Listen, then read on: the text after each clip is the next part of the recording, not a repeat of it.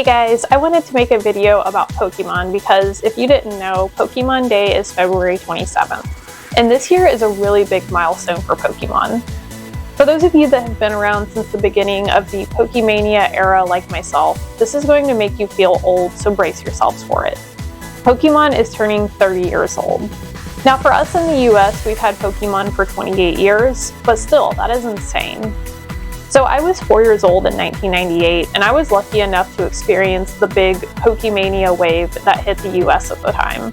And because that was the age where I was just old enough to start getting into my own pop culture and gaming, this was one of my very first obsessions.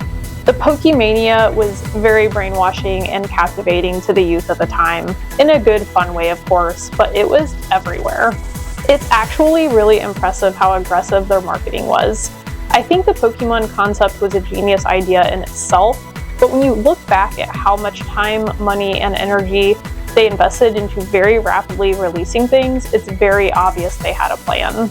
Within the first year of it being in the US, we had brand new games, a TV show, a movie, a whole trading card game, collectible toys, magazines, books, school supplies, bedroom decor, plushies, clothing, beach towels, and too many things to list. This is why Time magazine and other media outlets referred to this as the Pokemania era. We've always experienced pop culture trends and always will, but this was more than that. It was a phenomenon. I remember getting the Game Boy Color as my first handheld gaming console.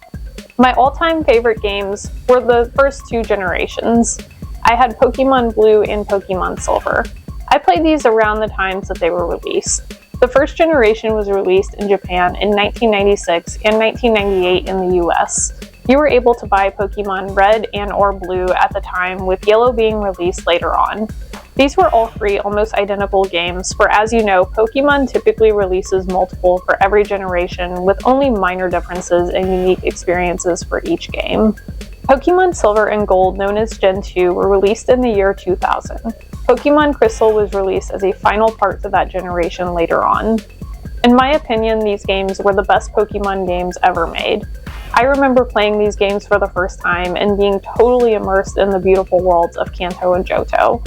My husband and I played these again not too long ago, and they impressed me equally as much, if not more. The music in the original games was beautifully composed. I still frequently listen to the original soundtracks, and it is very soothing to the brain to listen to. Every sound was intentional and really set the mood for whatever situation you were in. Each town had its own distinctive theme to it. Listening to the soundtrack makes me feel homesick. It's weird how these games almost felt like a second home.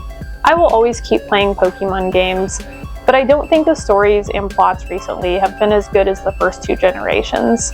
I also am not a fan of the current art style. Animation goes through different trends through the decades, but I have to say, I just don't think our version of cool anime characters in the late 90s and early 2000s are the same as the 20-teens or the 2020s. And that's okay, I understand times change, but I can't see the newer stuff as being cool. The new character designs just look incredibly dorky to me, if I'm being honest. I also miss the shading, the texture, and the overall character it had back then. And yes, we did not have realistic graphics, and they were working with pixelated images, but I can see the look they were going for, and it looked really cool. I really wish Pokemon would do a throwback game in the old anime art style with cool-looking characters and NPCs, but with current graphics. I would really love to see something like that. The Pokemon TCG also hit the US in 1998. I remember my grandma taking my cousin and me to buy our first packs of Pokemon cards. It was a magical moment. If you remember the original artwork, it was so pretty looking. I still have my card collection from back then and have added to it over the years. It's really nice to see that the trading card game is still thriving. I also think they've done a good job with the Pokemon card artwork and have found good ways of keeping it fun and fresh. I think I will always prefer the originals though, but they're doing a pretty good job. Also, during Pokemania, there were tons of cool toys released. I have a pretty big collection of toys from that era. I have the first two sets of Burger King toys that were promoting the first two movies. These are so nostalgic and special to me. My grandma used to take us to get these as well. I did not get all of them at that time, but later on decided to complete my collection and properly display them. I also have quite a few VHS tapes in my mini Blockbuster closet. And I have various other Pokemon collectibles. Thank you, Pokemon, for making my childhood so amazing. I feel blessed to have had the childhood we had in that era. I'm also happy that Pokemon is still around and thriving. I think it's really cool that we got to grow up with it and continue to enjoy it well into adulthood, and hopefully forever. I hope you all get to watch the Pokemon Direct that they have every year and do something special to celebrate the occasion. Happy Pokemon Day!